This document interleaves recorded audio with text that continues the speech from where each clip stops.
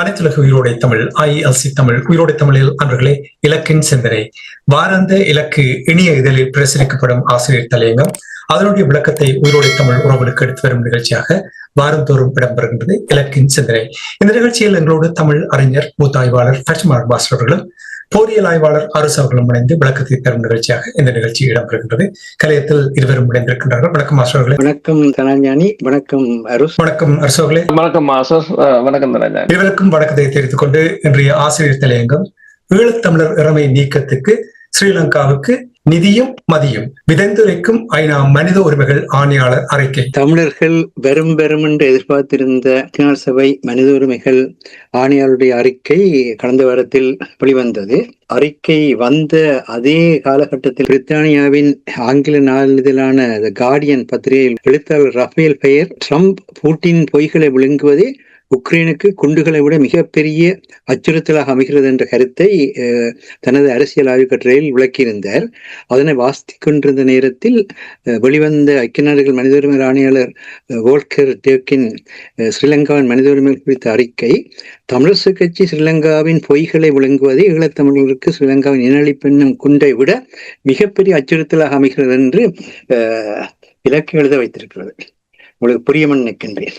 அதாவது எப்பொழுதும் ஆயுதத்தை விட கருத்தியல் மிக முக்கியமானது.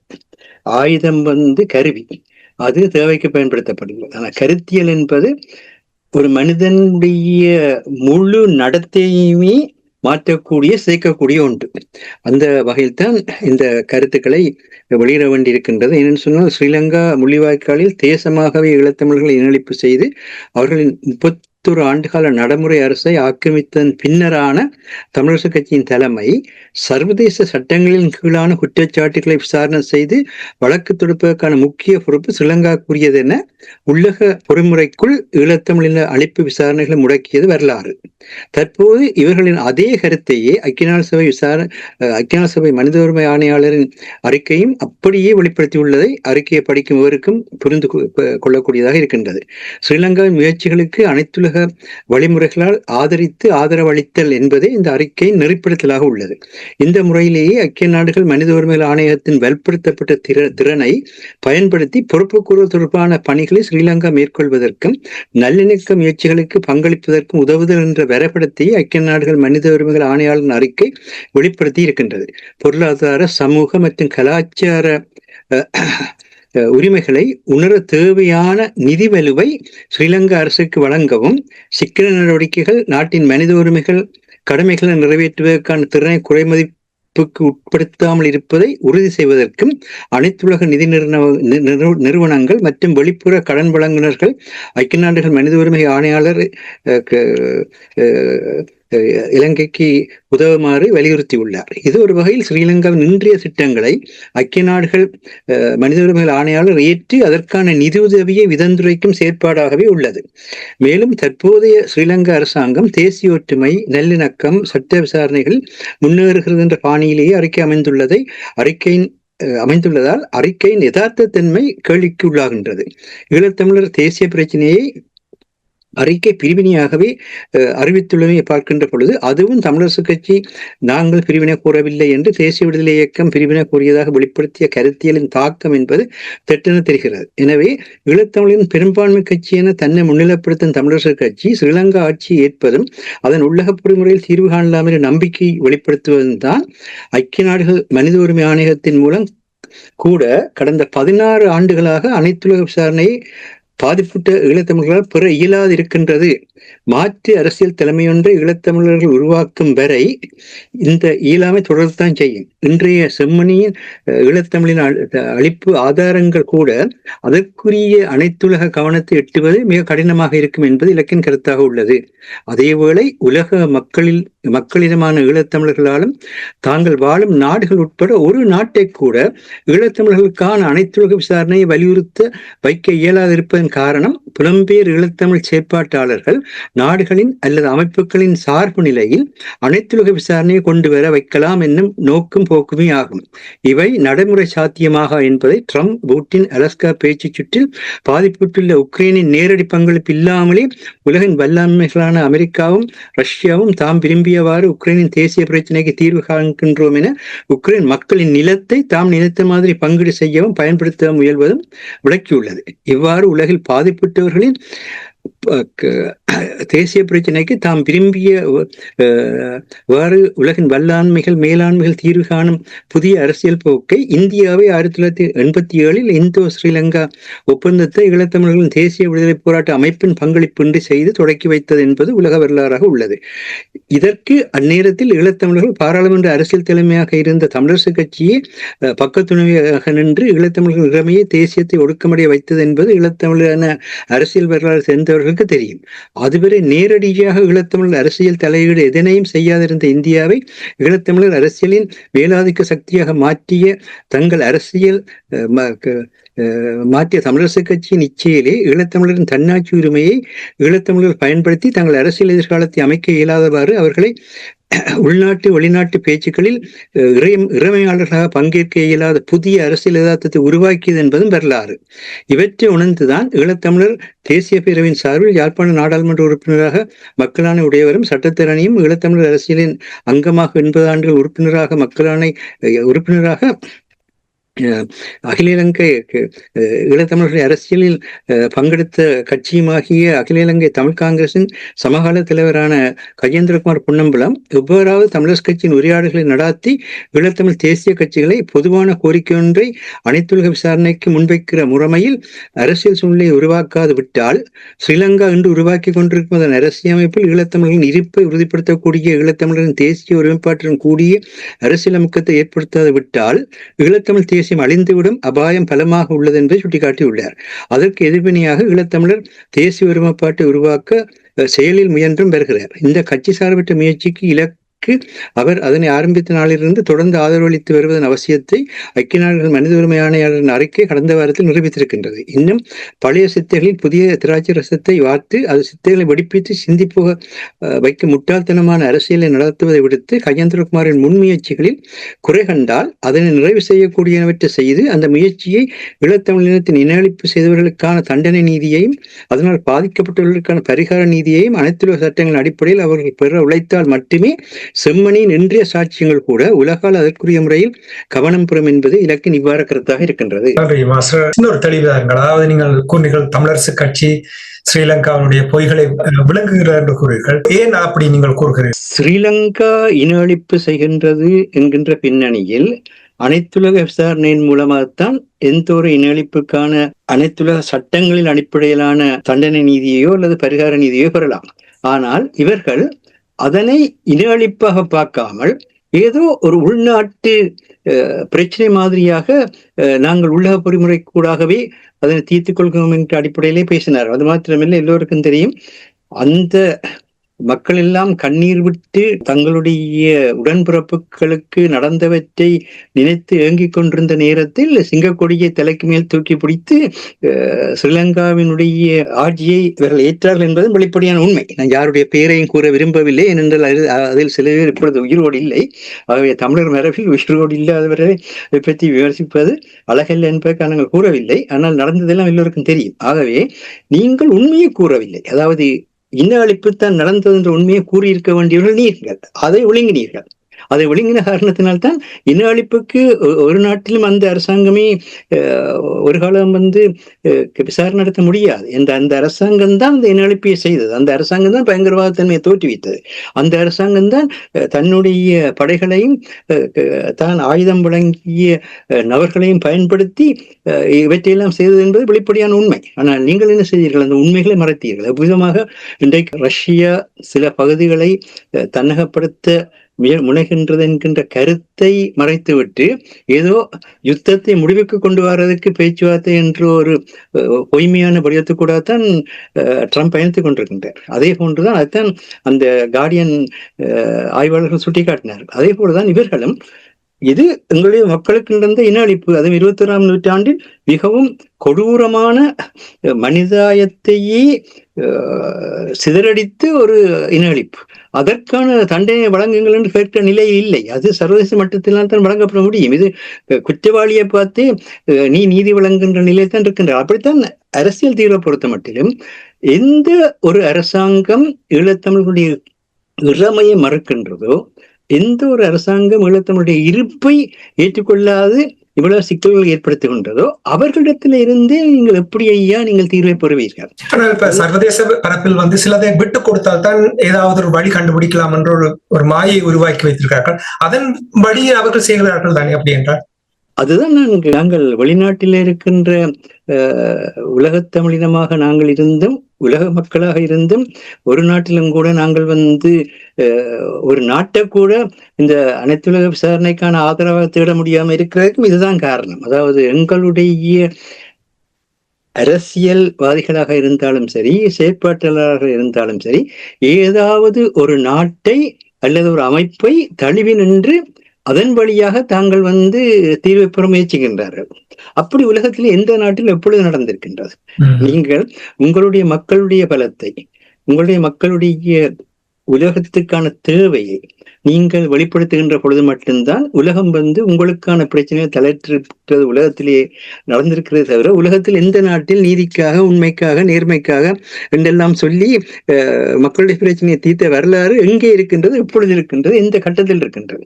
அதனால்தான் அது பொய்மை என்று சொல்கின்றோம். அந்த பொய்மை உலக நாடுகள் எங்களுக்கு எல்லாத்தையும் தரும், உலக அமைப்புகள் தரும் என்று யார் சொன்னாலும் கூட அவர்களும் பொய்மையானவர்கள் தான் இருக்கின்றார்கள். அவர்களும் உண்மைகளை விளங்குகின்றார்கள், இவர்கள் உண்மைகளை விளங்குகின்றார்கள். உண்மைகள் விளங்கப்படுகின்ற பொழுது என்ன நடக்கின்றது? அதற்கான தீர்வை அனைத்துலகம் தர முடியாது, யாருமே தர முடியாது என்ற இதுதான் பிரச்சனை என்பது வெளிப்படுத்தப்பட்டால் தான் அந்த பிரச்சனைக்கான தீர்வு இது என்பது வேறும். இப்படி நடந்திருக்கிறது என்ன? தமிழர்கள் வெளியக தன்னாட்சி உரிமை உள்ளவர்கள் என்ற ஒரு நிலை 31 ஆண்டுகளாக இருந்தது. இதில் இவர்களுக்கு இந்த தன்னாட்சி உரிமையை பற்றிய ஒரு தெளிவு கூட இல்லாமல் இருக்கின்றது. தன்னாட்சி உரிமையில் அதாவது இந்த உலகில் பிறக்கின்ற எந்த ஒரு மனிதனையும் இன்னொரு மனிதன் ஆள முடியாது. ஆனால் நாங்கள் சமூகமாக, இனமாக, மக்களாக பிறக்கின்ற காரணத்தினால் நாங்கள் ஒருங்கிணைந்து செயற்படுகின்ற அந்த தேவை இருக்கின்ற பொழுது எங்களுடைய பாதுகாப்புக்கும் அமைதிக்கும் வளர்ச்சிகளுக்கும் உதவுவதற்காக நாங்கள் ஒன்றிணைகின்றதுக்கு பேர் தான் அரசாங்கம். அதுதான் உலக தன்னாட்சி உரிமை என்று சொல்கின்றோம். நாங்கள் இப்பொழுது நீங்கள் நீங்கள் கிரிக்கெட்டோடு ஈடுபாடு உள்ள அதை சொல்கின்றோம். கிரிக்கெட்டில் ஒரு குழு தன்னோடு இணைந்து விளையாடக்கூடியவர்கள் இணைத்து அதுக்கு பிறகு இது என்ன மாதிரியாக விளையாடலாம் என்று திட்டம் போட்டு எதிரியினுடைய பலத்தை மதிப்பீடு செய்து விளையாடித்தான் விளையாட்டிலே வெற்றி பெறுகிறது. அது மாதிரித்தான் இதில் அரசாங்கம் என்று சொல்வது எங்களுக்கான பாதுகாப்பான அமைதியான வளர்ச்சியை தர வேண்டும். அதான் உலக தன்னாட்சி உரிமை. அதை தராவிட்டால் நாங்கள் முதலில் எல்லாரும் உலகத்தினுடைய குடிகள், எந்த நாட்டில் பிறந்தாலும் முதல் நிலை நாங்கள் உலக மக்கள், 2வது நிலை தான் அந்த நாட்டினுடைய குடிகள். அதை திருவள்ளுவரை மிக அழகா சொல்லுகிறார். அப்ப எந்த உலகத்தில் எந்த மூலையில பிறந்தாலும் உலகத்தினுடைய மக்கள். அந்த வகையிலே நாங்கள் உருவாக்கிய அரசாங்கம் உலக தன்னாட்சி உரிமை உருவாக்கி அரசாங்கமே தராவிட்டால் நாங்கள் வெளிய தன்னாட்சி உரிமையை பயன்படுத்தி உலகத்தில் இருக்கிற நாடுகளிடமும் உலக அமைப்புகளிடம் நீங்கள் எங்களுக்கான தன்னாட்சி உரிமையின் அடிப்படையில் பாதுகாப்பான அமைதியான வளர்ச்சியை நாங்கள் செயற்படுத்த அனுமதியுங்கள் கேட்பதுதான் நடந்தது.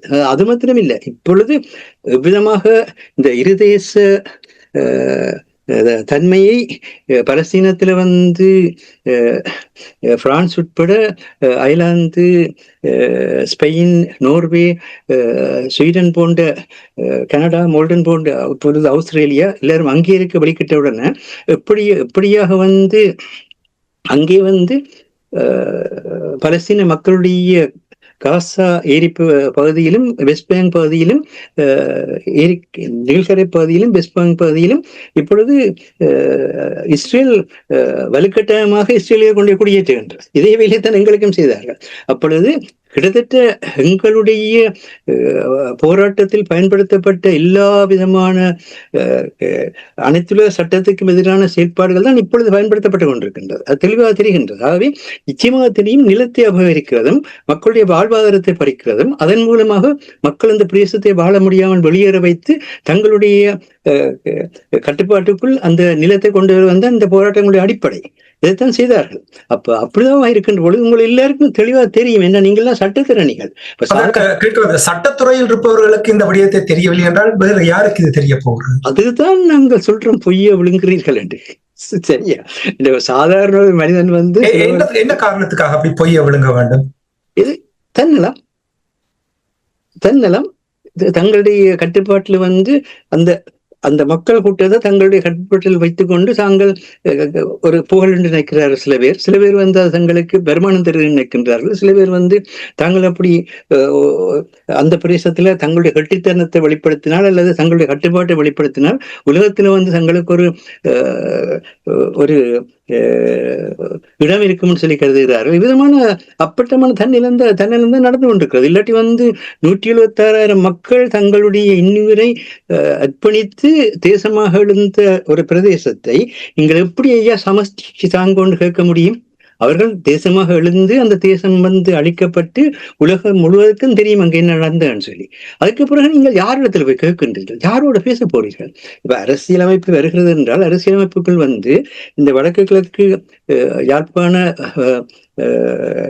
வன்னி அரசு நிலப்பரப்பை கொண்டது. அந்த நிலப்பரப்பில் நாங்கள் இறமையுடன் இருந்து எங்களுக்கான தன்னாட்சி உரிமையின் அடிப்படையில் எங்களுக்கான அரசியல் எதிர்காலத்தை நாங்கள் அமைத்துக் கொள்ளுவோம். ஆனால் அதே நேரத்தில் இலங்கை தீவை பாதுகாப்பதற்கும் இலங்கை தீவினுடைய தேச மக்களாக இருக்கின்ற சிங்கள மக்களுடனும் அங்கு குடியிருக்கின்ற குடிமக்களாக இருக்கின்ற மலைய மக்கள், முஸ்லிம் அனைவருடனும் ஒருங்கிணைந்து நாங்கள் இலங்கை தீவை பாதுகாக்கிறதுக்கான முறைமைகளை தோற்றுவிப்போம் என்பதுதான் இதற்குரிய ஏற்பிய தீர்வாக இருக்கின்றது. அதை விட்டு போட்டு வடக்கு கிழக்கு தமிழர்களுடைய இறமையற்ற ஒரு பிரதேசம் என்பதற்கு தான் இப்பொழுது அதை வடக்கு கிழக்கு என்று சொல்கின்றார்களே தவிர அது தமிழருடைய பூர்வீக தாயகம் என்று சொல்லி அழித்துக் கொண்டு போகிறார்கள். தமிழ் இனம், ஈழத்தமிழ் இனம் என்று அழித்து இப்பொழுது சமூகம், வடக்கில் வாழ்கின்ற சமூகம் கிழக்கில் வாழ்கின்ற சமூகம் என்று செய்து கொண்டிருக்கிறார்கள். ஆகவே இதெல்லாம் திட்டமிட்ட முறையில் நடக்கிற விஷயம், இது எல்லோருக்கும் தெரியும். ஆனால் என்ன பிரச்சனைன்னு சொன்னால், இவர்கள் மக்களுடன் மக்களாக நின்று மக்களுக்கான அந்த உரிமையை நிலைநாட்டுகின்ற நோக்கமற்றவர்களாக செயல்படுகின்றார்கள் என்பதுதான் அடிப்படையான ஒன்றாக இருக்கின்றது. நன்றி மாஸ்டர். நிச்சயமாக நாங்கள் தொடர்ந்து உரையாடலாம். அரசுகளை உங்களிடம் வருகிறேன். இப்பொழுது யாரை பார்த்தாலும், எந்த ஊடகத்தை பார்த்தாலும் வரப்போன்ற செப்டம்பர் மாதத்தில் வரப்போன்ற ஐக்கிய நாடுகள் பாதுகாப்பு சபையினுடைய தீர்மானம் எவ்வாறு அமையப் போகின்றது என்ற விடயங்கள் ஏற்கனவே முதல் டிராஃப்ட் அனுப்பிவிட்டார்கள். அதில் எந்த ஒரு விதமான தமிழ் மக்களுக்கு திருப்திப்படுத்தும் வகையில் எந்த ஒரு விடயமும் அங்கே உள்ளடக்கப்படவில்லை என்ற விடயங்களை நீங்கள் ஏற்கனவே என்ன ஒரு நிகழ்ச்சியில் கூறினீர்கள். என்னுடைய கேள்வி என்னவென்றால், இப்ப அனுரகுமார திசாநாயக்கனுடைய கட்சியை எடுத்து பார்த்தீர்கள், அவர்கள் தங்களை ஏனைய கட்சிகளிடமிருந்து தங்களை பிரித்து வைத்திருக்கிறார்கள். அதாவது எந்த விடயம் வந்தாலும் கூறுவார்கள், கடந்து வந்த அரசாங்கங்கள் போல் நாங்கள் இல்லை, நாங்கள் ஒரு புதிய அணுகுமுறை, புதிய அரசாங்கம், புதிய ஃப்ரெஷ் பிளாட் அவர்கள் கூறுகிறார்கள். இப்படியான இந்த நேரத்தில் அரசுகளே, இங்கிருந்து ஸ்ரீலங்கா இந்த விடயங்கள் இருந்து தப்பிச் செல்வதற்கான ஒரு வாய்ப்பை இவர்கள் ஏற்படுத்துகிறார்களா? ஏன் நான் அதை கேட்கின்றேன் என்றால், சமீபத்தில் ஒரு செய்தி அறிந்தேன். ICCU ஸ்ரீலங்காவை இணைப்பதற்கு முயற்சி செய்கிறார்கள்.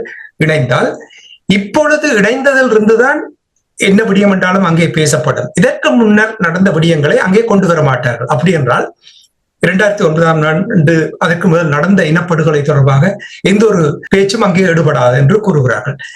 இங்கே ஸ்ரீலங்கா பொறுப்பு கூறுவதிலிருந்து தப்பிச் செல்வதற்கான ஒரு வாய்ப்பை ஏற்படுத்தி கொடுத்துக் கொண்டிருக்கிறார்கள் என்று நீங்கள் நம்புகிறீர்களா? உண்மைதான். என்னென்று சொன்னால், இப்ப நீங்கள் பார்த்தீர்கள் என்று சொன்னால், இந்த மனித உரிமைகள் ஆணையாளரின் அறிக்கை இன்னும் தீர்மானம் பெறவில்லை. நீங்கள் கூறியது போல தீர்மானம் பெறவில்லை.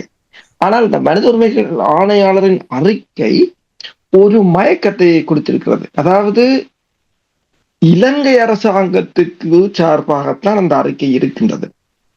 அதே நேரம் இந்த மனித உரிமைகள் ஆணைக்குழுவில் சாதித்து விட்டோம் என்று கொக்கரித்துக் கொண்டு திரிகிற அமைப்புகளும் தமிழ் மக்களை ஏமாற்றுவதற்கு ஒரு சந்தர்ப்பத்தை வழங்கியிருக்கு. வடிவாக திட்டமிட்டிருக்கிறார்கள். நீங்கள் பாருங்க, அதற்குத்தான் இந்த ICC என்றதை அங்கு புகுத்தி இருக்கிறார்கள்.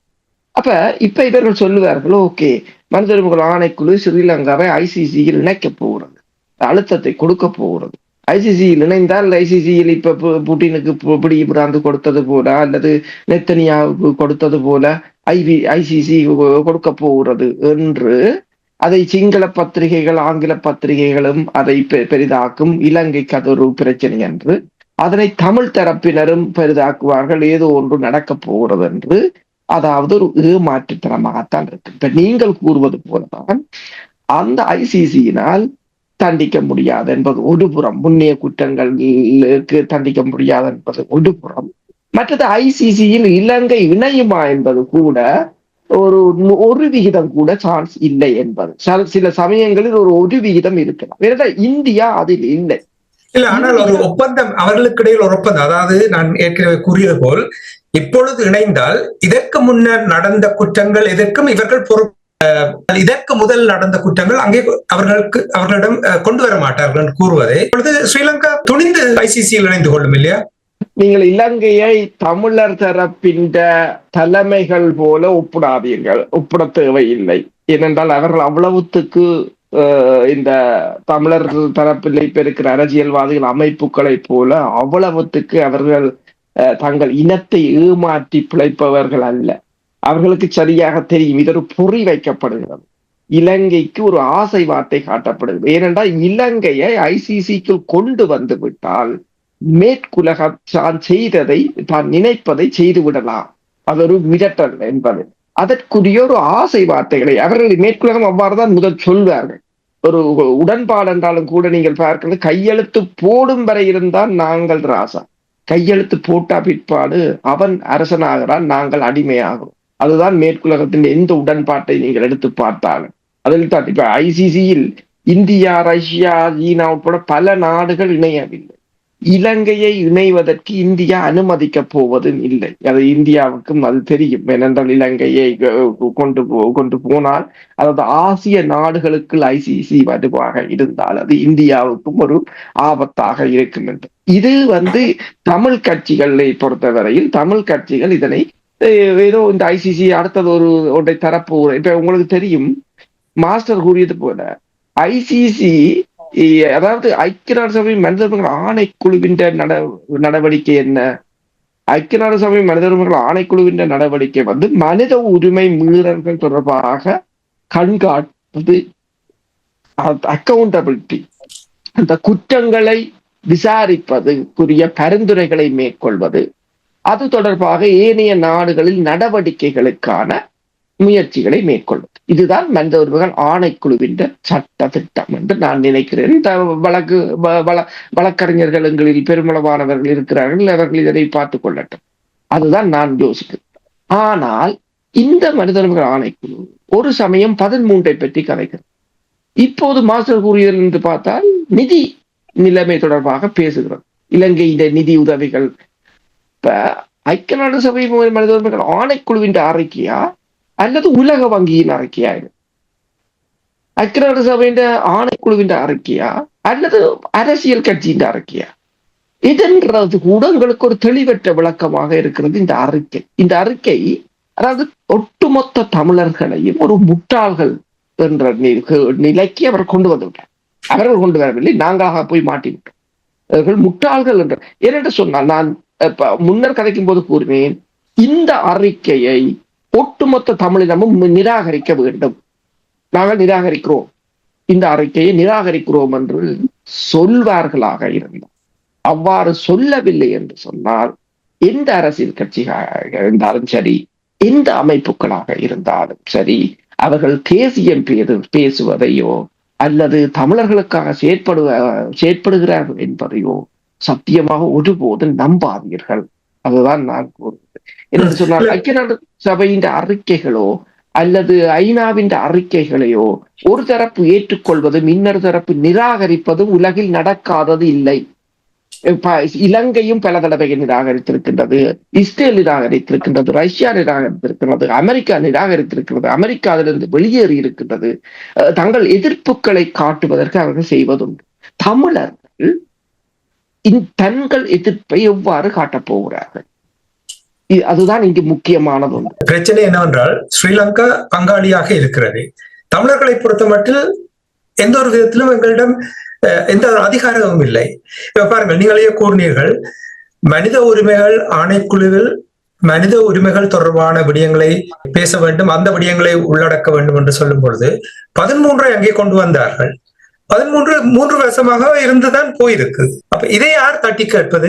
அதுதான் பிரச்சனை. என்னவென்று சொன்னால் நீங்கள் பார்க்கலாம், வடக்கு கிழக்கு என்றுதான் பயன்படுத்துகிறார். நாங்கள் இப்ப இது தொடர்பாக பேசியிருந்தோம் முதல் கூட. உண்மையில் தமிழர் தாயகம் என்பதை, தமிழருக்கு ஒரு பூர்வீக குடிகள் என்பதை ஐநா ஏற்றுக்கொள்ளவில்லை.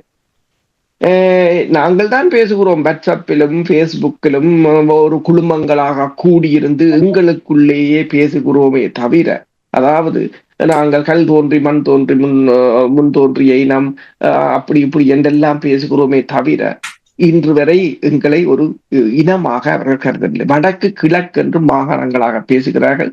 தமிழர்கள் என்ற சொல்லையே அவர்கள் சொல்வதற்கு பயப்படுகிறார்கள், அல்லது அஞ்சுகிறார்கள், அல்லது தவிர்க்கிறார்கள் என்றுதான் கூறலாம். இதை நாங்கள் கிட்டத்தட்ட 6-7 வருடங்களுக்கு முதலிலிருந்து நான் இது தொடர்பாக பேசிக்கொண்டு வருகிறேன். அதாவது தமிழர்கள் என்பதையே. இப்போது கூட ஒரு காணொளியை பார்த்தேன். கொழும்பில் தமிழை வளர்ப்பதற்கு ஏதோ ஒரு தமிழ் பள்ளிக்கூடத்தை நடத்தி தமிழர்கள் தமிழை படிப்பிப்பதற்கு என்றெல்லாம் பேசுகிறார்களாம் என்று பார்த்தேன். ஓகே, தமிழை படிப்பிப்பதற்கு எத்தனையோ பாடசாலைகள் இருக்கிற தமிழ் எல்லோருக்கும் தெரியும். முதலில் இந்த பேர் பலகைகளில் இருக்கின்ற சிங்களவர்கள் வேண்டுமென்றே படுபிழையாக ஒரு இனத்தின் மொழியை அளிப்பதற்காக வேண்டுமென்று அவர்கள் செய்கிறதை நீங்கள் ஒரு குழுவாக சென்று மாற்றுங்கோ பார்ப்போம். அதாவது நீங்கள் எல்லாரும் என்ன செய்கிறீர்கள் என்ன சுகமான வழி, அதாவது உங்கள் சட்டை கசங்காமல் ஏசி ரூமில் இருந்து உங்களுக்கும் உங்கள் குடும்பத்துக்கும் எந்த பங்கமும் வராமல் உங்கள் இமேஜை நீங்கள் வாழும் வரையில் நீங்களும் ஒரு சங்கத்தின் தலைவர் அல்லது சமாசத்தின் தலைவர் அல்லது வட்டவை சதுரவை அதுகளின் தலைவர் என்று உங்களை நீங்களே போற்றி புகழ்ந்து பாடி துதி பாடுவதற்காக ஏதாவது ஒன்றை தேர்ந்தெடுத்து செய்கிறீர்களே தவிர எது செய்யப்பட வேண்டுமோ அது அத்தனையும் அப்படியே கிடக்கின்றது. இது நான் ஏன் இந்த உதாரணத்தை கூறுவது, இன்னைக்கு பார்த்த உடனே உங்களுக்கு செய்ய வேண்டிய வேலை எத்தனையும் இருக்குது. அவர்களுக்கும் ஒரு பெரிய ஒரு இடைஞ்சல் இருக்கிறது தானே. அதாவது இதை விட்டு வெளியில் போய் எந்த ஒரு முயற்சியும் எடுக்க முடியாமல் இல்லை இருக்கிறது. உண்மைதான். அதற்காக ஒரு இனத்தை கருவறுப்பீர்களா? உங்களுக்கு வெளியில் போய் ஒரு வேலையும் செய்ய முடியாது விட்டால் படுத்து நித்திர ஒழுங்கொண்டு உங்கள் உடம்புக்கு நல்லது, உங்கள் மனதுக்கு நல்லது, நீங்கள் ஆரோக்கியமாக வாழ்வீர்கள். ஒரு இனத்தை அழித்து அந்த இனத்தை அழிப்பதற்கு உங்கள் சொற்ப சுகங்களுக்காக ஒரு இனத்தை அழிப்பது, நீங்கள் வரலாறு கட்டாயம், இந்த வரலாறு உங்களுக்கு தெரியும். மஹிந்த ராஜபக்ஷவும் தலைதறிக்க ஓடியவர் தான், கோத்தபாயாவும் தலைதறிக்க ஓடியவர் தான். வரலாறு கொடூரமானது. காலம் அதுக்கு பதில் கட்டாயம் சொல்லும். நான் அதைத்தான் கூறுகிறேன். உங்கள் சந்ததி நாளைக்கு உங்கள் பிள்ளைகளை உங்களை கேள்வி கேட்பார்கள். அதுதான் இப்ப நான் ஏனென்றால் இந்த ஆணையாளரின் அறிக்கையை பார்த்த பிற்பாடு அது மட்டுமில்லை. இப்பதான் சில குழுக்கள் கடிதம் எழுத ஆக்களை தேடிக்கொண்டிருக்கிறாங்க. இப்ப ஆணையாளர் கடிதம் அனுப்பி விட்ட ஆணையாளர் அறிக்கையும் வந்து விட்டது. இனி அங்க ஒண்ணு நடக்காது. ஈவன் உங்களுக்கு தெரியும், இந்த தமிழ் அமைப்புகளும் அரசியல்வாதிகளும் மத தலைவர்களும் ஆகஸ்ட் 4ஆம் தேதி எழுதின கடிதத்துக்கு ஆணையாளர் ஏன் 5ஆம் தேதி பதில் போட்டிருக்கிறார்ன்றதை எனக்கு இப்பதான் தெரியும். ஏனென்றால் அவர் தன் அறிக்கையில அதை இணைக்க முடியாது. ஏன்? அறிக்கை ஏற்கனவே எழுதப்பட்டு விட்டது. அது இலங்கை அரசிடம் கொடுக்கப்பட்டிருக்கு. இலங்கையின் பரிந்துரைகளைத்தான் அவர்கள் போடுவார்கள். உங்களுக்கு அதில் பரிந்துரைகளை ஏற்படுத்துவதற்கு கூட அதிகாரமற்ற ஒரு நிலையாகத்தான் இருக்கிறது. எனவேதான் அவர் தன் பிரிம்பாக உங்களுக்கு ஒரு கடிதத்தை அனுப்பியிருந்தார். அந்த கடிதம் கூட மிகவும் ஒரு வருந்தத்தக்கபடியமாகத்தான் இருந்தது. அப்ப ஆணையார் கடிதம் கொடுத்து விட்டார், தீர்மானம் எல்லாம் நிறைவேற்றப்பட்டு விட்டது. இப்ப நெத்திரியால் ஒழும்பி திரிகிறார்கள் கொஞ்சம் பேர், பாயிண்ட்ஸ்களை பொறுக்கி கொண்டு புதிய கடிதம் எழுதி என்ன பண்ண போறீங்க? ஒரு 10 நாட்டை ICJ என்றெல்லாம் பேசுகிறீர்கள். புத்தகத்துல இருந்தால் அதை பேசிவிட்டு போகணும் என்று தெரிகிறீர்கள். அதை பேசும்போது யோசிக்கப்படாது. ICJ என்று சொன்னால் அது இந்த நடைமுறை என்ன, அதை எவ்வாறு கொண்டு வரலாம்? இப்ப ICC கூட தனிநபர்களைத்தான் தண்டிக்க முடியும். தனிநபர்களை தண்டிப்பது வேறுபடியும். ஆனால் அதை ஒரு இனப்படுகொலையாக மாற்றுவதற்கு, தமிழ் மக்களின் அரசியல் தீர்வு தொடர்பாக பேசுவதற்கு, இந்த போர் ஏன் ஏற்பட்டது என்பது தொடர்பாக பேசுவதற்கான எந்த நியதிகளும் உருவாக்கப்படவில்லை. ICJ என்றாலும் ஒரு நாடு, சிறிய நாடு, அமெரிக்கா. இப்ப ICJல சவுத் ஆப்பிரிக்கா தான் காசாவை போட்டதை வழிய ஐரோப்பிய ஒன்றியமோ அமெரிக்காவோ பிரித்தானியாவோ யாரும் போடவில்லை. இப்ப மாஸ்டர் அடிக்கடி கூறுவார், 1987 அர்ஜென்டினா தான் இலங்கை தொடர்பாக தீர்மானத்தை கொண்டு வந்ததை தவிர பாதுகாப்பு சபையில் இந்தியா கொண்டு வரவில்லை. அப்ப அவ்வாறான சிறிய நாடுகளை கூட உங்களால் ஒரு அணுகி அந்த நாடுகளின் ஆதரவை கூட பெற முடியாத நிலையில் மக்களை தொடர்ந்து ஏமாற்றிக் கொண்டிருக்கிறீர்கள். நீங்கள் கூறியது போல இந்த அறிக்கை ஒரு பலம் இலங்கைக்கு மிகவும் சாதகமான நிலையை ஏற்படுத்துகின்ற அதே சமயம் மறுவளம் தமிழர்களை ஏமாற்றுவதற்கென்று மிகவும் திட்டமிட்டு வடிவமைக்கப்பட்டது. நன்றி. மனித உரிமைகள் தீர்மானங்கள் தொடர்பாக 15-16 ஆண்டுகளாக நாங்கள் பேசிக்கொண்டு வருகின்றோம். ஒவ்வொரு ஆண்டும் வரும் பொழுது இந்த விடயங்களை நாங்கள் பேசுவோம். அதன் பின்னர் 2-3 மாதங்களில் அது அப்படியே பெட்டிக்குள் போய் படுத்துவிடும். பிறகு மீண்டும் மார்ச் மாதம் வரும் பொழுது ஊசி தட்டி எடுத்து வருவார்கள். 2 வாரம் அதை பேசுவார்கள். நிறைய பேரோடு உரையாடும் பொழுது கூறுகிறார்கள், இதில் எந்த ஒரு பலனும் இல்லை, தமிழ் மக்களுக்கு ஒரு தீர்க்கமான பரிந்துரைக்கப் போவதில்லை, இதனால் எந்த ஒரு விளைவையும் நாங்கள் எதிர்பார்க்க முடியாது. ஏன் மீண்டும் மீண்டும் இதுக்குள் தமிழர்கள் சுத்தி கொண்டு திரிகிறார்கள் அப்படி என்றால்? சரி, நல்ல ஒரு கேள்வி கேட்கின்றீர்கள். இதுக்கு கொஞ்சம் விளக்கமாக பேச வேண்டிய தேவை இருக்கிறது. என்னன்னு சொன்னால், இந்த மனித உரிமைகள் ஆணையகம்ன்றது இதற்காக உருவாக்கப்பட்டது. அது முதலாவது கேள்வி. அதற்கு தமிழ் மக்களுக்கு தெளிவான பதில் இருக்கிறதா? ஐக்கிய நாடு சபைக்கு பல கட்டமைப்புகள் இருக்கிறது இதையும் செய்வதற்கு. மனித உரிமைகள் ஆணையகம் என்று ஒன்று கொண்டு வர வேண்டிய தேவை ஏன் ஏற்பட்டது? ஏன் ஏற்பட்டதுன்னு சொன்னால், நாடுகளில் ஒரு சில நாடுகள் பாதுகாப்பு சபையில் வீட்டோ அதிகாரம் உடையவர்களாக இருக்கிறார்கள். அந்த வீட்டோ அதிகாரம் உடையவர்களாக இருக்கிற நாடுகள் மற்ற நாடுகளுக்கு என்ன நடந்து என்ன பிரச்சனை வந்தாலும் கூட இவர்கள் தங்களுக்கு சார்பானவர்களாக அந்த ஆக்கிரமிப்பாளர்கள் இருந்தால் வீட்டை பண்ணி விட்டுறார்கள். அப்போ ஒன்றுமே செய்ய முடியாது. இதுக்குத்தான் மனித உரிமைகள் ஆணையகம் உண்மையில் ஐக்கிய நாடு சபையினுடைய மிகவும் பலம் பொருந்திய நிறுவனம். அதாவது மனித உரிமைகள் ஆணையத்துடைய தன்மை என்னென்றால், மனித உரிமைகள் ஆணையகம் ஒரு இடத்துல மனித உரிமைக்கு எதிரான அனைத்து சட்டங்கள் மீறப்பட்டிருக்கின்றன என்று தெளிவாக அதை ஏற்றுக்கொண்டால் பொதுச்சபைக்கு கொண்டு போகலாம். பொதுச்சபைக்கு கொண்டு போகிறதா இருந்தால் அங்க இருக்க எல்லா நாடுகளும் பங்கு பெற்றுவார்கள். அந்த நேரத்துல பொதுச்சபையில அது சாதாரண வாக்கு மூலமாக நிறைவேற்றப்பட்டால் அதனை வீட்டோ பண்ண முடியாது. அதனை வீட்டோ பண்ணி இந்த பாதுகாப்பு சபை நாடுகள் எதுவும் செய்ய முடியாது. இதற்காக தான் கொண்டு வந்தார்கள். ஆனா அதுக்கு இப்ப எத்தனையோ எல்லைகளை எல்லாம் போட்டு அதை இறக்கி வச்சிருக்கிறார். அது வேறு விஷயம். ஆனா அதை கொண்டு வந்ததுக்கான காரணம் இது. அடுத்தது என்னன்னு சொன்னால், இப்பொழுது எங்களுக்கு யாருமே எந்த ஒரு அரசாங்கமே உதவி செய்யாது. அவை நாங்கள் அரசாங்கங்களோட ஏதோ ஒரு விதத்துல நாங்கள் தொட்டு கெஞ்சி கூத்தாடி செய்ய வேண்டி இருக்கிறது. அதுக்காக நாங்கள் அவர்களுக்கு சார்பான சிலவற்றையும் செய்து முயற்சிக்கிறோம் சொல்கின்ற ஒரு தன்மை இருக்கிறது. அப்ப உங்களுக்கு அரசாங்கங்களிடம் ஏன் போறீர்கள்? உலகத்தினுடைய தன்மையை மாற்றுவது மக்கள். எங்களுடைய மக்கள் மட்டுமே இல்லை, உலகத்தினுடைய எல்லா நாட்டு மக்களும். பிரித்தானியால இருக்கிற சாதாரண மக்களுக்கு எத்தனை பேருக்கு இலங்கை தமிழர்களுடைய பிரச்சனை அதே வடிவத்தில் தெரியும். இந்தியாவில இருக்கிற மக்களுக்கு பக்கத்து நாடு, இந்தியாவில இருக்கிற மக்களுக்கு கணக்க வேண்டாம். தமிழ்நாட்டில் எத்தனை பேருக்கு எங்களுடைய பிரச்சனை தமிழ் மொழியிலேயே பேசப்படுற ஒரு நிலையில எத்தனை பேருக்கு எங்களுடைய பிரச்சனை சரியான முறையில் தெரியும். இந்தியாவுடைய மத்திய மாநிலங்கள்ல இருக்கிற மக்களுக்கு எவ்வளவு தூரத்துக்கு தெரியும். இதான் இந்த மக்களிடம் போங்கோன்னு சொல்ற முக்கியமான வசனம். மாவோ அதை சொன்னது காரணமா தான் இந்த சீனா இவ்வளவு பெரிய வல்லரசா நிற்கிறது காரணம் அதுதான். மக்களிடம் செல்லுங்கள் என்ற அந்த சொல்லாட்சியை அவர்கள் பயன்படுத்தினது. மக்களிடம் செல்வதாண்டா நீங்கள் உலகத்திடம் முறையிட சொல்றது காரணம் என்ன? உலகத்தினுடைய குடிகள். இப்படி நீங்கள் கேட்டீங்க, எங்களுக்கு அதிகாரம் இருக்கிறது. அதிகாரம் இருக்கிறது என்று நான் முதல் நிலையில உலகத்தின் குடிகள். காசால நடக்கிற பிரச்சனைக்கு பிரித்தானியாவிலேயே எத்தனை சாதாரண மக்கள் பொங்கி எழுந்து எல்லா இனத்தை சேர்ந்தவர்களும், வெள்ளை இனத்தை சேர்ந்தவர்களும் சரி, ஆப்பிரிக்க இனத்தை சேர்ந்தவர்களும் சரி, எந்த இனத்தை சேர்ந்தவர்களாக இருந்தாலும் போராடுகிறார்களா இல்லையா?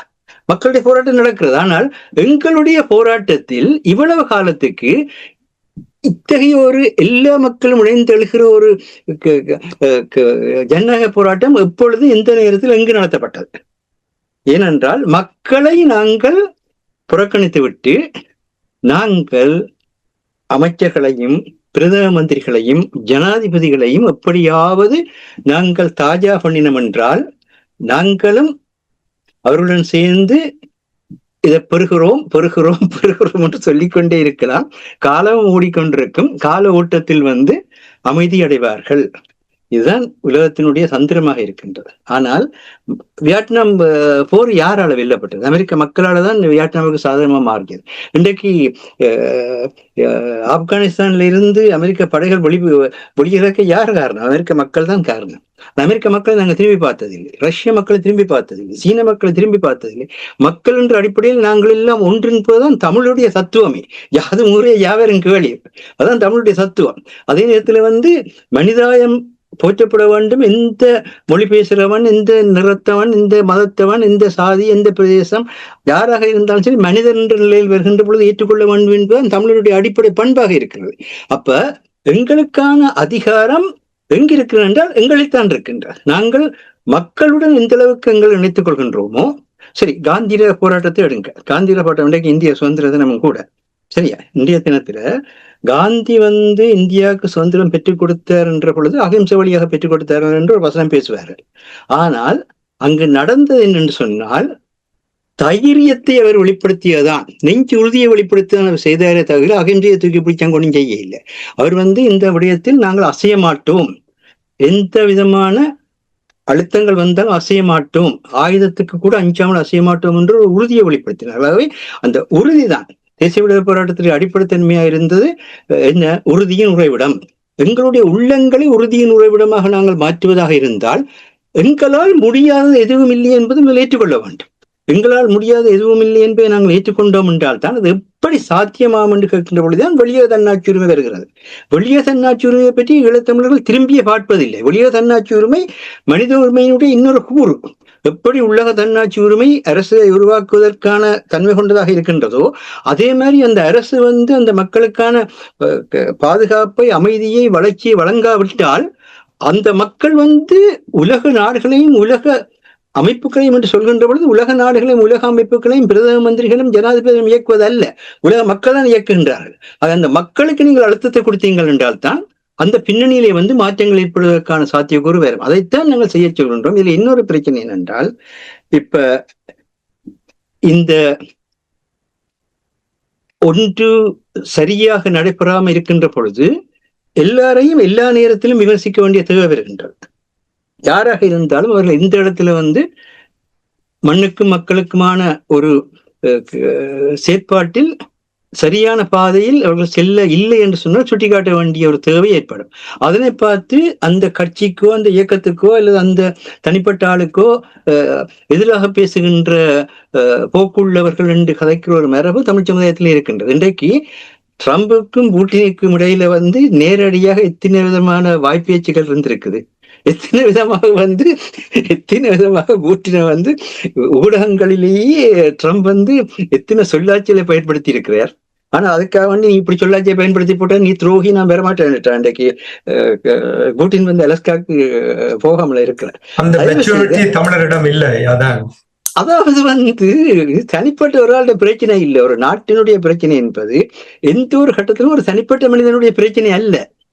அந்த நாட்டில் வாழ்கின்ற அத்தனை மக்களுடைய பிரச்சனை. சிங்கள மக்களுக்கும் எங்களை பிரச்சனை சீராதால பிரச்சனை இருக்கின்றது. எங்களை பிரச்சனை இன்றைக்கு சிங்கள அரசியல் தலைவர்கள் தவறான முறையில கையாளுவதால் இன்றைக்கு சிங்கள மக்கள் நாளைக்கு அந்த நாடை இல்லாமல் நிற்க போறார்கள். இவ்வளவுதான் சொன்னாலும் கூட அவர்களுடைய பொருளாதாரம், அவர்களுடைய பண்பாடு, அவர்களுடைய சமூகத்தன்மை எல்லாமே மாறிக்கொண்டிருக்கின்றது. அவர்களுக்கும் மாறிக்கொண்டுதான் இருக்கின்றது.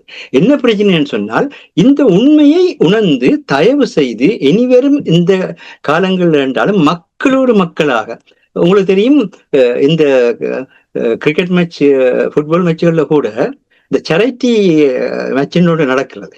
என்ன ஒரு தேவையை மக்களுக்கு முன்னால, காசுக்காக அல்ல அது நடக்கிறது, உண்மையை எதுக்காக நடக்கிறது, ஒரு தேவையை மக்களுக்கு முன்னால முதன்மைப்படுத்த வேண்டும் என்றால் அந்த தேவையை முதன்மைப்படுத்தி சேரிட்டி மேட்சை செய்வார்கள். அதுல வேற பணத்தை உதவி செய்யறது வேற விஷயம். ஆனா அந்த மெச்சுக்களால அந்த மெச்சில பார்வையாளராக இருக்கிற அவ்வளவு பேருக்கும் இந்த இடத்துல இப்படி பிரச்சனை நடக்குது, இந்த இடத்துல இல்லாமல் இருக்குது. அப்ப விளையாட்டுத்துறையை நீங்கள் பயன்படுத்த வேண்டும், சினிமாவையும் பயன்படுத்த வேண்டும், பத்திரிகையையும் பயன்படுத்த வேண்டும். இவர்கள் தான் மக்களை ஆட்சிப்படுத்துகின்ற தன்மை கொண்டவை. கருத்தியலை உருவாக்குகின்றது, சமயத்தையும் பயன்படுத்த வேண்டும், கருத்தியல்களை உருவாக்குறது. அந்த தன்மையில் தமிழர்கள் இல்லாமல் இருக்கின்றார்கள். நாங்கள் எப்படி என்றாலும் ஆட்சி மாற்றத்தை ஏற்படுத்தலாம் என்கின்ற ஒரு எண்ணத்தோடு மட்டும் செயற்பட்டால் ஆட்சி மாற்றம் சுவரோட போய் தலையை அடிக்கிற மாதிரி தான் முடியும். எங்களை பொறுத்தவரை நாங்கள் ஏற்கனவே ஆட்சி மாற்றத்தை ஏற்படுத்தி விட்டோம். 31 ஆண்டுகள் எங்களுடைய மண்ணுக்கான ஆட்சியை ஏற்படுத்தி உலகம் இப்ப காசாவுக்கு சொல்லுமா போல அன்றைக்கு இரு தேச கதை கதைச்சார்கள். அதாவது இரு தேசம் என்று சொல்லாமல் இரு நாடு என்றே சொன்னார்கள். இலங்கை தீவுக்குள் ஒரு தீவுக்குள் இரு நாடுகள் என்றே சொன்னார்கள். ஒரு தீவுக்குள் இரு தேசம் என்று சொன்னார்கள். இப்படி எல்லாம் வர்ணித்தார்கள். வர்ணித்துத்தான் கடைசியாக அடிப்பார்கள். இன்றைக்கு இருதேசத்தன்மை என்ற ஒரு தன்மையை சரியான நாளை காலையிலேயே நீங்கள் பலஸ்தீன மக்களுக்கான தேசத்தை நீங்கள் அங்கீகரிக்கலாம் தானே, ஏன் காலத்தை இழுத்துக் கொண்டு போறீங்கள் என்று அப்படியாக அங்கீகரிக்க தொடங்குகின்ற பொழுது அதற்கிடையில் ஆக்கிரமிப்பாளர் அந்த பிரதேசத்தில இருந்து அந்த மக்களுடைய இருப்பை இல்லாமல் பண்ணுவான். அப்ப தானாகவே அந்த இருப்பு இல்லாமல் போகும். இருப்பு இல்லாமல் போய்க்கு இவர்களுக்கு அப்புறம் அங்கீகரிக்கிற பிரச்சனை வராது. அப்ப அந்த இருக்கிற ஆட்சியாளரை பின்புறத்தால திருப்திப்படுத்துவதற்கான வேலைதான் இவையெல்லாம். நாளைய காலையில இவ்வளவு பெரிய கொடுமை நடந்து கொண்டிருக்கு, நாளைய காலையிலேயே அங்கீகரித்து விட்டா ஒண்ணுமே செய்ய முடியாது. அந்த காசாக்கிலேயே கால் வைக்க இயலாதே. ஏன் அப்படி அங்கீகரிக்கிறீங்கள் இல்லை? ஏன் எங்களோட போராட்டம் அவ்வளவு மோசமான முறையில ஒரு மனிதாய கொடுமையாக மாறின நேரத்துல நீங்கள் ஈழத்தமிழுடைய தேசத்தை அங்கீகரிச்சீங்கன்னா இன்றைக்கு ஈழத்தமிழருக்கு பிரச்சனை இல்லையே. அப்ப நீங்கள் தான் வச்சு விளையாடுறீங்க. நீங்கள் வச்சு விளையாடுற விளையாட்டுல நீங்கள் உங்களுடைய சந்த தேவைகளுக்கும் இராணுவ தேவைகளுக்கும் உங்களுடைய அரசியல் தேவைகளுக்கும் உலகத்தில் இருக்கிற மக்களை ஆட்டிப்படுத்திக் கொண்டிருக்கிறீங்க. இந்த காசாவில் நடக்கிற விடயம் அவ்வளவு நம்பிக்கையை தருகிற தமிழ் மக்களை பொறுத்தவரையில் காசாவில் நடக்கிற விஷயம், அந்த காசா மக்கள் இன்றைக்கு அந்த மண்ணை விட்டு அசையாத உறுதியோடு இருக்கிற அந்த உறுதியின் உறைவிடமாக இருக்கிற தன்மைதான் அந்த தன்மையை கொடுக்கின்றது. இப்ப கடந்த வாரத்துல அல் ஜஸீராவுடைய ஊடகவியலாளர் அனசல் ஷரீஃபை அவரையும் அவருடைய ஊடக குழுவையும் இஸ்ரேல் இனப்படுகொலை செய்தது. அவர் கடைசியாக கொடுத்த செய்தி என்ன? மௌனமாக இருப்பதுதான் எல்லா சிக்கலுக்கும் காரணம். அதான் அவர் கடைசியாக கொடுத்த செய்தி. அத்துடன் தான் அவர் இனப்படுகொலைக்கு உள்ளாக்கப்பட்டார். அப்ப அவருடைய தகப்பன் 2023ஆம் ஆண்டு இஸ்ரேலால கொல்லப்பட்டிருந்தார். அப்படி இருக்க அந்த தகப்பனுடைய குரலாக தான் மாற வேணும் என்றுதான் அதுவரை மறைமுகமாக இருந்தவர் நேரடியாக ஊடகத்தில் வெளிப்பட்டார்ன்னு சொல்லி அவரை பற்றிய விவரங்கள் தெரிவிக்கின்றனர். அப்ப ஒவ்வொருவரும் இன்றைக்கு பாத்தீங்களா அவங்கள்ட்ட சாப்பிட வழி இல்லை, ஆனாலும் அந்த மண்ணை விட்டு போக மாட்டோம்னு தெளிவா சொல்றான். ஆகவே நடந்தவற்றை பற்றி பேசி பிரயோசனம் இல்லை. ஒவ்வொருவரும் எங்களுடைய மண் பாதுகாக்கப்பட வேண்டும் என்று சொல்லி எங்கள் இருக்கிற ஒரு நாடுகளில எல்லாருமா சேர்ந்து ஒரு கூட்டத்தை நடத்துங்கோ. எங்களுடைய மண்ணை பாதுகாக்கிறதுக்கு, மக்களை பாதுகாக்கிறதுக்கு நாங்கள் என்ன செய்யலாம்? அதற்கு சாத்தியம் இல்லை மாஸ்டர். நான் மன்னிச்சு கொள்ளுவேன். கடந்த 15 ஆண்டுகளாக அவதானித்த விடயங்களை பார்க்கும் பொழுது அதற்கான எந்த ஒரு சமிக்கைகளையும் அவ்வாறு செயல்படுத்துவதற்கு என்னால் பார்க்க முடியாமல் இருக்கு. தொடங்குவார்கள், ஒரு கூட்டத்தோடு முடிந்துவிடும். அப்படி சொல்லாதீங்க. எப்பயுமே எதுவுமே நடைபெறாத மாதிரி தான் இருக்கும். ஆனால் அதை நடைபெற வைக்கிற தன்மையை உருவாக்க வேணும் என்ற பற்றி தான் கதைக்கிறோம்.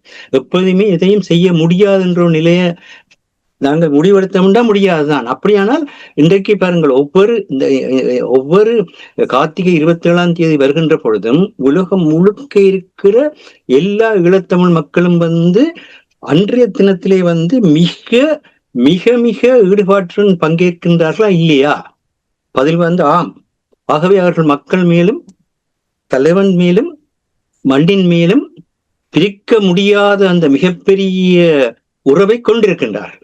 அந்த உறவை எப்படி சர்வதேச முறைகளுக்கு ஏற்ற முறையில் ஜனநாயகத்துக்குள்ளாக எடுத்துச் செல்வது என்பதுதான் இருக்கிற பிரச்சனை. இது சாதாரணமா செய்வதில்லை. இது அந்தந்த துறையை சார்ந்த நிபுணர்கள் அமைய வேண்டும். அரசியல் துறைன்னு சொன்னால் பொலிட்டிக்கல் சயின்ஸ் செய்தவர்கள் வர வேண்டும், சட்டத்துறை சேர்ந்தவர்கள் இணைய வேண்டும், மருத்துவர்கள் இணைய வேண்டும், அதே மாதிரி தொழிலாளர்கள் இணைய வேண்டும், மாணவர்கள் இணைய வேண்டும். இப்படி எல்லாருமே இணைகின்ற அந்த தன்மை கூடத்தான் தேசம் உருவாகலாம். தேச நேஷன் பில்டிங் ப்ரோசஸ் சொல்வார்கள். தேசத்தை உருவாக்குகின்ற தன்மை, அதைத்தான் செய்யுங்கள். அதைத்தான் தேசிய தலைவர் செய்தார். தேசிய தலைவர் தேசத்தை உருவாக்குகின்ற தன்மையை செய்தார். தேசத்தை உருவாக்குகின்ற தன்மையை செய்ததன் காரணமாகத்தான் அந்த 31 ஆண்டு காலமும் மக்களுடைய நடைமுறை ஆட்சி தோற்றம் பெற்றது. அவை ஆட்சியை விடுங்கள், போகின்ற பாதையை விடுங்கள், நடக்குமா நடக்காது என்றதை மறந்து போங்கள். நாங்கள் ஈழத்தமிழர்கள் என்று சொன்னால் எங்களுக்கு தமிழர்களையும் ஈழத்தமிழர்களுடைய தாயகத்தையும் பாதுகாக்க வேண்டிய பொறுப்பு ஒவ்வொருவருக்கும் இருக்கிறது. அதனை ஜனநாயக வழிகளுக்கு கூடத்தான் செய்ய வேணும் என்ற இக்கட்டான நிலையும் இருக்கிறது. அதிலிருந்து யாரும் மாற முடியாது, அதிலிருந்து யாருமே அசைய முடியாது. இப்படியே ஒரு தன்மையில் எங்களுடைய புத்திஜீவிகளையும் எங்களுடைய கல்விமான்களையும் எங்களுடைய வர்த்தகர்களையும் எங்களுடைய தொழிலாளர்களையும் எங்களுடைய அனைத்து மக்களையும் ஒருங்கிணைக்கின்ற அந்த மக்களை ஒருங்கிணைக்கிற சக்தி தான் காந்தி இந்திய போராட்டத்துக்கு அளித்த தைரியம் என்று சொல்கின்றோம். அந்த தைரியத்தின் அடிப்படையில் தான் அந்த மாற்றம் ஏற்பட்டது. ஆகவேதான் இந்த இடத்துல இதை பற்றி நாங்கள் நீண்ட நேரம் பேச வேண்டிய விஷயங்கள். இது சாதாரணமாக பேசினால் சிக்கலா இருக்கும். ஆனால் ஈழத்தமிழ் மக்கள் ஒவ்வொருவரும் தங்கள் மண்ணையும் தங்கள் மக்களையும் உயிருக்குயிராக நேசிக்கின்றார்கள் என்பதில் எந்த விதமான ஐயமும் இல்லை. ஆனால் அந்த மக்களை ஒருமைப்படுத்தவர்களாக அந்த படித்தோர் குலாத்து ஜனநாயகம் என்று ஒன்று இருக்குது அல்லவா, அந்த படித்தோர் குலாத்து ஜனநாயகம் ஆடுற ஆட்டம் தான் இவ்வளவு சிக்கலாக இருக்கின்றது. நன்றி மாஸ்டர். என்னவோ நான் நினைக்கின்றேன் காலம் பதில் சொல்லும். நிச்சயமாக ஏற்கனவே அரசர்களும் கூறியது போல் காலம் பதில் சொல்றது என்பதை விட மக்கள் பதில் சொல்வார்கள். மக்களுக்கு அந்த வலிமை வரும். இந்த இப்ப அரசு சொன்னார், சிங்கள மக்கள் மஹிந்த ராஜபக்சாக்கு, சிங்கள மக்கள் கோத்தபய ராஜபக்சாக்கு என்ன பதில் சொன்னார்கள்? அதை பற்றி யாருமே கவலைப்பட தேவையில்லை. எங்களுடைய மக்கள் எங்களுக்கு தெரியும். தங்களுடைய உயிரையும் உடைமைகளையும் நாளாந்த வாழ்வையும் தங்களுடைய மண்ணுக்காகவும் தங்களுடைய மக்களுக்காகவும் அர்ப்பணம் செய்த உலகத்தினுடைய மிகப்பெரிய மரணம் இல்லாத மனித குலம் ஈழத்தமிழர்கள் என்பதை மறந்து விடாதீர்கள் யாருமே. சரி, நன்றி மாஸ்டர். மாஸ்டரோடு பேசும்பொழுது நான் கேட்டேன், 16 ஆண்டுகளாக இந்த பாதுகாப்பு சபையிலிருந்து எந்த ஒரு இஞ்சி கூட நகர முடியாமல் இருக்கின்ற நிலைமை. மாஸ்டர் சொன்னார், பாதுகாப்பு சபையிலிருந்து பொது சபைக்கு சென்றால் யாருமே வீட்டோ பண்ண முடியாது என்று சொன்னார் மாஸ்டர். இந்த பாதுகாப்பு சபையிலிருந்து இதுவரையில் ஒரு இஞ்சி நகர முடியாமல் இருக்கின்ற நேரத்தில் இன்னும் எவ்வளவு காலம் தேவை இதை நகர்த்தி செல்வதற்கு? கேள்விகள் எங்களிடமும் கேட்கப்பட்டது, கேட்கப்பட்டது. இப்ப என்ன பிரச்சனை என்று சொன்னால், இப்ப மாஸ்டர் உங்களுக்கு ஒன்று கூறுகின்றார். இப்ப கதைக்கும் போது என்னென்று சொன்னால், இப்ப காந்தி இருந்தார் என்று சொன்னால், காந்தியை போல பலர் இருந்திருக்கிறார்கள். அகிம்சையிலே 1000 பேர் போராடி இருப்பார். ஆனால் ஒருவர் மட்டும்தான் அதுல வெளிப்படையா தெரிகிறார். இயக்கத்தை நீங்கள் எடுத்து பார்த்தாலும் 1000 பேர் போராடி இந்திய ராணுவத்தோட சண்டை தொடங்கிய போது குமரப்பா புலேந்திரன் தளபதிகள் சொன்ன கட்டளையை ஏற்று அவர்கள் மிகப்பெரிய, அதாவது மத்திய குழு உறுப்பினர்களாக இருந்தாலும் சாதாரண போராளிகளாக சொன்ன கட்டளைகளை ஏற்று சயனைட் எடுத்திருந்தார், இறந்திருந்தார், தங்கள் உயிரை தியாகம் செய்திருந்தார். ஆனால் சொன்ன கட்டளையை நிறைவேற்றாததற்கு சயனைட் அடிக்காமல் இயக்கத்திலிருந்து தப்பி வெளிநாட்டுக்கு ஓடியவர்களும் இருக்கிறார். நான் ஏன் இதனை கூறுகிறேன் என்று சொன்னால், அதாவது உங்களிடம் துணிச்சல் வேண்டும். நீங்கள் 1000 புத்திசாலிகள் இருக்கலாம், 2000 படித்தவர்கள் இருக்கலாம், ஒரு இனத்தில் முழு பெரும் பணக்காரர்கள் செல்வந்தர்கள் இருக்கலாம். ஆனால் என்ன பயன் என்றால் உங்களிடம் துணிச்சல் வேண்டும். அதுதான் இந்த பிரச்சனை. துணிச்சல் வேண்டும். இப்ப ஊடகத்துறையாக இருக்க பல ஆயிரம் ஊடகம் இருந்தாலும் ஒரு சிலதான் வெளியில் தெரிவதற்கு காரணம் துணிச்சலாக கதைப்பது. பல ஆயிரம் படையினர் இருந்தாலும் ஒரு சில படை அதிகாரிகள் வெளித்தெரிவது அந்த துணிச்சல்.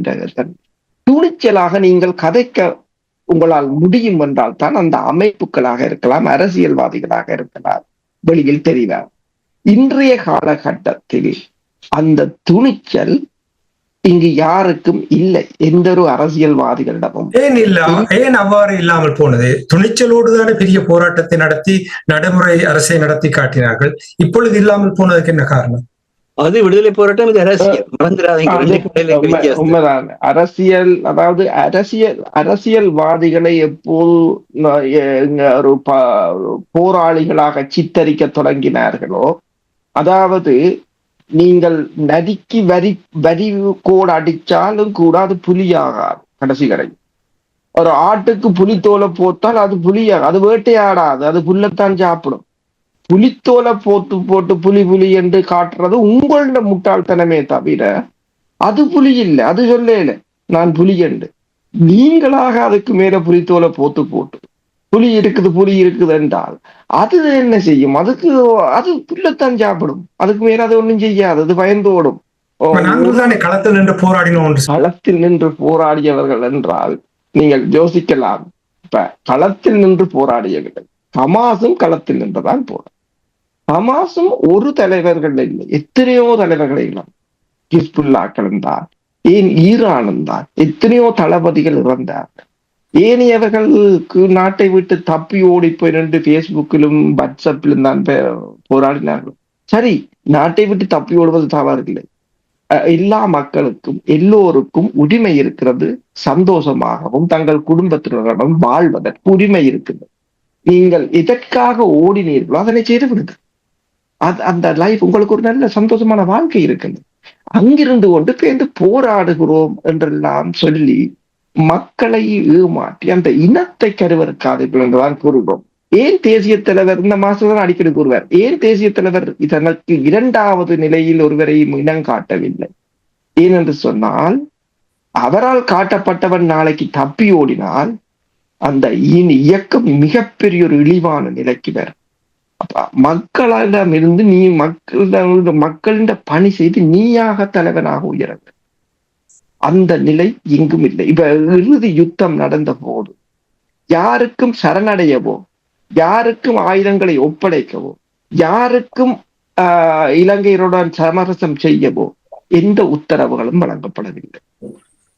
அது தலைமையின் முடிவுக்கு பிற்பாடு அங்கு இருந்தவர்களால் எடுக்கப்பட்ட அல்லது கூறப்பட்ட கட்டுக்கதைகள் தான் அவை. அங்கு யாரையும் போராட்டத்தை கைவிட்டு ஓடச் சொல்லி யாரும் சொல்லவில்லை. எனக்கு 20 ஆண்டுகளுக்கு முன்னர் நீங்கள் எடுத்து பார்த்தீர்கள் என்றால் தமிழர்கள் இருந்த நிலையும் இப்பொழுது இருக்கிற நிலையிலும் பெரிய வளர்ச்சி இருக்கிறது. அப்பொழுது இவ்வளவு வீரியமாக இவ்வளவு வியக்கக்கூடிய செயற்பாடுகளை செய்து காட்டிய தமிழினம் இப்பொழுது இவ்வளவு வசதி வாய்ப்புகளும் திறமையும் துறைசார் நிபுணர்கள் இருக்கின்ற இந்த நேரத்தில் கூட இவ்வாறான நிலைமை இருப்பது அது எனக்கு புரிந்து கொள்ள முடியாமல் இருக்கிறது. என்ன காரணம்? சிங்கப்பூர் தேசத்தின் தந்தையாக 3 பேரைத்தான் கூறினார்கள். அதிலும் ஒருவர் தமிழர். ஒருவர் எந்த நாடும் இப்ப உங்களுக்கு தமிழீழம் கிடைத்தது வைப்போம். தமிழீழம் கிடைத்தால் என்ன செய்வோம்? வீதிகளில் இறங்கி வெடிகொளுத்தி கொண்டாடி மகிழ்ந்து வருடம் தோறும் அந்த எங்கள் சுதந்திர தினம் என்று அதை கொண்டாடுவோம். ஆனால் சுதந்திரம் தனிநாடு கிடைத்த போது வீதிகளில் நின்று தேம்பி அழுதவர்கள் சிங்கப்பூர் மக்கள். இதுதான் வரலாறு. ஏனென்று சொன்னால் வறுமை, ஒரு தனிநபர் வருமானம் $500 குறைவு, கழிப்பிட வசதிகள் கூட இல்லை. தாங்கள் என்ன செய்ய போகிறோம், தாங்கள் ஒரு நாடாக உயர்வோமோ என்ற நம்பிக்கை இல்லை. ஆனால் அந்த நம்பிக்கையை கட்டி வளர்த்து இன்றைக்கு ஒரு தனிநபர்த்த வருமானம் $88,000. அமெரிக்கா பிரித்தானியாவை விட அதிகம். இன்றைக்கு சிங்கப்பூர், அதாவது அண்மையில் கூட ஒருவர் கதைக்கும் போது கூறியிருந்தார், தைப்பூசம் என்பது சிங்கப்பூரைத்தான் மேற்குலக நாடுகள் இந்த ஊடகங்கள் தைப்பூசம் சிங்கப்பூர் நடக்கிறது என்று காட்டுறதை தவிர 7 கோடி தமிழர்கள் இருந்தாலும் தமிழகத்தை காட்டுவதில்லை. ஏன்? அது பொருளாதாரத்திலும் அந்த ஆட்சி முறையிலும் தலை நிமிர்ந்து நிற்கின்றது. எனவேதான் அனைத்துலகத்தின் கவனத்தை பெறுகின்றது. சிங்கப்பூரில் இருக்கின்ற தமிழர்கள் எத்தனை பேர், தமிழ்நாட்டில் இருக்கின்ற தமிழர்கள் எத்தனை பேர்? அப்ப என்னென்று சொன்னால் அந்த 3 தலைவர்களையும் தேசத்தின் தந்தைகள் என்று ஏன் கூறுகிறார்கள் என்று சொன்னால், ஒரு வருடமும் ஒரு ஊழல் இல்லை, ஒருவரும் மக்களை ஏமாற்றவில்லை, ஒருவரிடமும் சொத்துக்களும் இல்லை. அதுதான் தேசத்தின் தந்தைகள். இப்ப எங்கள் தேசத்தில் தந்தைகள் என்று யாரையும் காட்டட்டும் பார்ப்போம். இப்ப தாங்களே தங்களை தந்தைகள் என்று கூறுவதை நீங்க விட்டு விடுங்க. நான் மக்களிடம் கேட்கிறேன், மக்கள் யாரையாவது தந்தைகள் என்று காட்டுகிறார்கள்? ஒரே ஒரு தேசிய தலைவர் மட்டும்தான். நீங்கள் கூறுவது போல் மண், மக்கள், அந்த நாடு என்று அவர்கள் அவ்வாறு செயல்பட்டபடியால் இந்த நிலைக்கு வந்திருக்கிறார்கள். சரி, நாங்கள் சுருக்கமாக மாஸ்டர், நீங்கள் தேசிய தலைவர் பேசாமல் செயலில் செயல்பட்டவர். தயவு செய்து வாயால் பேசுவதை நிறுத்துங்கள், வாயால் பேசுவதை நிறுத்துங்கள். நீங்கள் மக்களை உங்களுடன் நினைக்கின்ற அந்த ஆற்றல் நீங்கள் மௌனமாக இருந்தால் மட்டும்தான் வரும், இல்லாட்டி வராது கடைசி மட்டும். அதான் மிக முக்கியமான ஒன்று. ஆனால் மக்களுடைய துன்பங்களை துயரங்களை பேசுங்கள். ஆனால் தேசிய தலைவர் தன்னுடைய எந்த ஒரு உரையில் என்றாலும் எந்த ஒரு தனிநபரையாவது பெயர் சொல்லி அவருக்கு மேல் குற்றம் சாத்திய ஒரு உரையை யாராவது காட்டுவீர்களா? அவருடைய உரைகளில் மாவீர தினத்தில் பொதுவாக உரையாற்றுவார். சரி, அந்த மாவீர தினத்து உரைகளில் அந்தந்த அந்த கட்டமைப்புக்கு பொறுப்பாக இருக்கிறவர்களே பிரதம மந்திரி என்ற முறையிலேயோ இல்லை ஜனாதிபதி என்ற முறையிலேயோ குறிப்பிடுவார். அது வேற விஷயம். ஆனால் தனிப்பட்ட நிலையில் யாரையுமே அவர் குறை சொன்னதில்லை. அது மட்டும் இல்லை, கேர்னல் கிட்டு என்னுடன் பழகுகின்ற பொழுது அவர் கூறிய மிகப்பெரிய செய்தி என்னவென்றால், ஒவ்வொரு தமிழரும் தேசிய விடுதலை போராட்டத்தை ஏற்று இணைய வேண்டும் என்பதுதான் எங்களுடைய ஒரே ஒரு விருப்பு. இதில் யாரையுமே நாங்கள் இப்பொழுது அறியாமல் இருப்பவர்களை கூட நாங்கள் எங்களுடையதாக மாற்றுவதற்குத்தான் விரும்புகின்றமே தவிர, ஒரே ஒரு பிரச்சனை இருக்கின்ற இராணுவம் அவர்களை பயன்படுத்துகின்ற பொழுது சில சிக்கல்கள் வருகின்றது.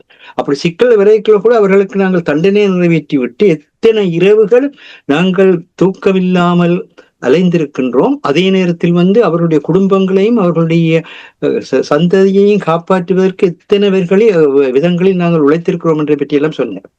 அவர்கள் யாரையுமே பகைக்கவில்லை, யாரையுமே வெறுக்கவில்லை. ஆயுதத்தை கையில வைத்திருக்கிறேன்றதுக்காக ஆயுதத்தால் அவர் ஆட்சி செய்ய விரும்பவில்லை. மக்களுடைய அதிகாரம் தான் அவர்களுக்கு ஆயுதமாக மாறியது. ஆயுதம் என்பது ஒரு கருவி. கருவி என்பது ஒரு காலமும் தனிப்பட்ட நிலையில நீங்கள் ஆயுதத்தை கொண்டு யாரை நீங்கள் என்ன மாதிரியா நடத்தலாம்ன்றீங்கள்டா அது மிகப்பெரிய ஆபத்தான நிலைக்குத்தான் போகும். ஆனால் அவர்கள் என்ன சொன்னார்கள், அது ஒரு பெரிய படை எங்களை தாக்கிய ஒரு நேரத்தில் அந்த படையை எதிர்கொள்வதற்கு ஆயுதம் கருவியாக இருந்தது. ஆகவேதான் நாங்கள் சொல்வது என்னவென்றால், தேசிய விடுதலை போராட்டத்தினுடைய தன்மைகள் பற்றி பேச வேண்டிய தேவை இருக்கின்றது. தேசிய தலைமையினுடைய தன்மைகளை பற்றி பேச வேண்டியிருக்கிறது. ஒவ்வொரு மாவீரனும் தன்னுடைய வாழ்வை மறுத்து, தன்னுடைய நலத்தை மறுத்து, தன்னுடைய குடும்பத்தை மறுத்து, மக்களுக்காக மண்ணுக்காகவும் வையத்தில் வாழ்வாங்கு வாழ்பவன் வானுரையின் தெய்வத்தில் வைக்கப்படும் என்று தெய்வமாக நிற்கின்றான் அல்லவா? அந்த தன்மையை தயவு செய்து உட்கார்ந்து சிந்தியுங்கள். அடுத்தவனை பேசுவதை, அடுத்தவனை குறை சொல்வதை விட்டுட்டு, ஆனால் அந்த செயற்பாட்டு நிலையில் இருப்பதை பேசுங்கள். ஆனால் ஒருத்தரையும் எதிரியாக்காதீர்கள். அதாவது தேசிய தலைவரை கொல்ல வேண்டும் என்று தெரிந்தவர்களையே அவர் நாட்டுக்காக மக்களுக்காக ஏற்றுக்கொண்டார் என்பதற்கு இன்றும் பல வரலாறுகள் இருக்கின்றன. இதனை தயவு செய்து தேசிய தலைவருடைய மிகப்பெரிய வெற்றி மௌனமாக மக்களை நேசித்தது. மக்களுக்கு எதிரானவர்கள் எதிராக பார்த்தார், தனக்கு எதிரானவர்கள் அல்ல, தனக்கு எதிரானவர்களை பார்க்கவில்லை, மக்களுக்கு எதிரானதை பார்த்தார். நீங்களும் உங்களுக்கு எதிரானவர்கள் எதிராக பார்க்காதீர்கள். மக்களுக்கு எதிரானவர்களாக இருந்தால் பாருங்கள் என்பதுதான் உங்களுடைய அதுவும் அழிப்பதல்ல நோக்கம், இணைப்பதற்கு ஆன முயற்சிகளை எண்ணத்துக்கூடாக பயணிக்க வேண்டிய நிலையில் இருக்கின்றீர்கள். காலம் மாறி இருக்கின்றது, போராட்ட முறைமைகள் மாறி இருக்கின்றது, உலகம் மாறி இருக்கின்றது. இவற்றையெல்லாம் கவனத்தில் கொண்டு செயற்பட வேண்டிய ஒரு காலத்தில் இருக்கிறோம் என்பதைத்தான் கூற விரும்புகின்றேன். சிறப்பு மாற்றம் ஒன்றுதான் மாறாது. எனவே நீங்கள் கூறுகின்ற விடயங்கள் அந்த மாற்றத்தை தரும் என்ற அந்த நம்பிக்கையோடு இன்றைய இலக்கின் சிந்தனை நிகழ்ச்சியை தோடு நிறைவுக்கு கொண்டு வருகின்றேன். இன்றைய நிகழ்ச்சியில் பங்கெடுத்த தமிழறிஞர் மூத்த ஆய்வாளர் ஃபட்மார் மாஸ்டர் அவர்களுக்கும் போரியல் ஆய்வாளர் அரசு அவர்களுக்கும் நன்றி கூறி தனஞானி இந்த நிகழ்ச்சியை கொண்டு வருகின்றேன். நன்றி, வணக்கம் மாஸ்டர் அவர்களே. நன்றி, வணக்கம் அரசு அவர்களே. நன்றி, வணக்கம். எமது பார்வையாளர்களுக்கு வணக்கம். மக்களின் குரலாய் ஓங்கி ஒலிக்கும் இலக்கு மின்னிதழ் மற்றும் உயிரோடை தமிழ் வானொலி ஆகிய இவ்விரு ஊடகங்களும் உங்களை போன்ற எமது நேயர்கள் நண்பர்களின் ஆதரவிலேயே இயங்கி வருகின்றன. மிக குறைந்த வளங்களுடன் பல இடர்கள் மற்றும் தடைகளை தாண்டி பயணிக்கும் எமது ஊடகங்களின் பணிகள் மேலும் வளர உங்களால் முடிந்த நிதி உதவியை வழங்கி இன்னும் காத்திரமான செயற்பாடுகளை முன்னெடுக்க உதவுமாறு மிகவும் பணிவன்புடன் வேண்டி நிற்கின்றோம். உங்கள் பங்களிப்பு உங்களின் உரிமை குரலாய் ஓங்கி ஒலிக்கும். நன்றி.